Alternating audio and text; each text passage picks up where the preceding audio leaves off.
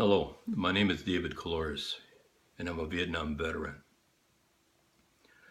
I'm here to share with you that in the summer of 2016, I will be hiking the Ice Age Trail here in Wisconsin to help heal my emotional wounds and expand awareness of a program that helped me, and that is the Healing Warriors Heart Foundation.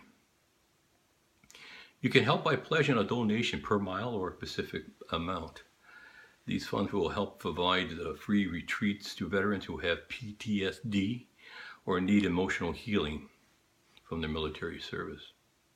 I'm going to share with you some of my story and hopefully inspire you to join me in helping veterans heal as they help me.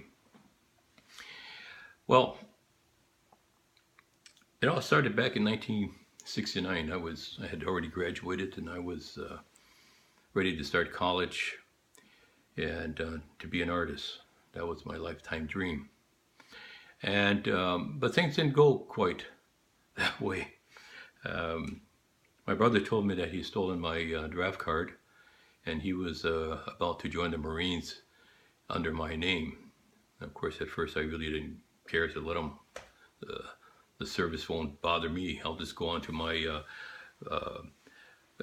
pursuing my dreams as being an artist. But later on, I realized that this isn't a good idea. He might be able to get away with it. He could be sent to Vietnam, and worse yet, being killed in action. And I really couldn't live with myself if that ever happened. So I made several attempts to prevent this, and to make a long story short, it just didn't happen. My parents allowed him to drop out of high school and go anyway. And in my means of trying to stop him, I enlisted myself so he couldn't go under my name. Well, I ended up going to Vietnam. I had my basic training in Fort Campbell, Kentucky. Had my advanced training in infantry at Fort Polk, Louisiana, which was better known as Little Vietnam. It was a nasty fort. And I was involved in, or ended up going to Vietnam, which wasn't very pleasant. That's the only time it was out of state. But I had been lied to by the recruiter. I was told that I was way too small and short and wore glasses. I would never get into the infantry nor be sent to Vietnam. And that was not true. I ended up in infantry and going to Vietnam, and I was with the 1st Cavalry Division. Now there were many other soldiers there who did quite well, and in terms of being good fighting soldiers. In my last firefight, it ended up really being battles because we were surrounded by the enemy for three days until we were rescued. And but my good friend Richard Lockhart was killed. He was point man, and so me and a few other guys went up to retrieve his body, and he was so badly shot up that every fingers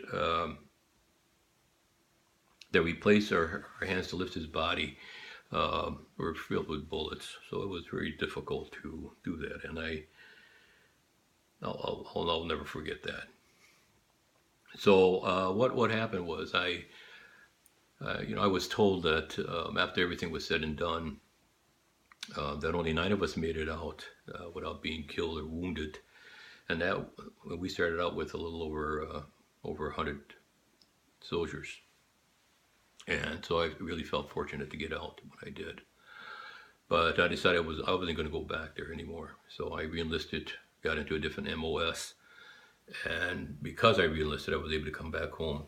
But I got myself a lawyer, and I got out of service early.